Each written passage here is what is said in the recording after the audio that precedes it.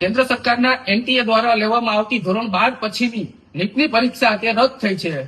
મીડિયાના અહેવાલો અનુસાર રાજસ્થાનની અંદર 14 શંકમંદોને ત્યાંની સ્થાનિક પોલીસે એસઓજીએ ઉપાડ્યા છે.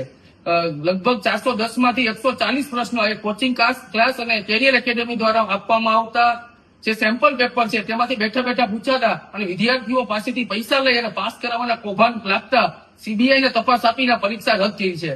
દિવસ રાત તનતોડ મહેનત કરી અને જે નીટની પરીક્ષા ભવિષ્યના ડોક્ટર બનવાના સપના જોતા વિદ્યાર્થીઓની મહેનત પર પાણી ફેરી વળ્યું છે. ગામડાના અને ગરીબ અને મધ્યમ પરિવારનો વિદ્યાર્થી એ કોચિંગ ક્લાસની મોંઘી ફીઓ ભરે, હોસ્ટેલોની ફી ભરે, મુસાફરીનો, ટ્રાન્સપોર્ટેશનનો ખર્ચ અને સામેથી મહેનત, આ તમામ ઉપર પાણી ફરી વળ્યું છે. વિદ્યાર્થીઓ તનતોડ મહેનત કર્યા પછી જો કેન્દ્ર સરકાર એ માત્ર પારદર્શકતાથી પરીક્ષા ન લઈ શકતી હોય તો એ શિક્ષણ જગત માટે શરમજનક છે. વડાપ્રધાન મોદી તો બહુ મોટી મોટી પરીક્ષા પે ચર્ચાઓની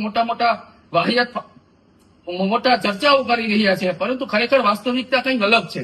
વિદ્યાર્થીઓની મહેનત ઉપર પાણી ફેરવનારા અસામાજિક તત્વો જે લોકો હોય તેમની તાત્કાલિક ધરપકડ કરવામાં આવે. સુપ્રીમ કોર્ટના નિવૃત્ત જજ દ્વારા તપાસ કમિટીનું ગઠન કરી અને ભવિષ્યમાં આવી કોઈ ઘટનાઓ ન થાય તેની વિદ્યાર્થીઓને આશ્વસ્ત કરવામાં આવે, કારણ કે આજે દેશના અને રાજ્યના તમામ વિદ્યાર્થીઓ અને વાલીઓમાં રોષની લાગણી જોવા મળી રહી છે.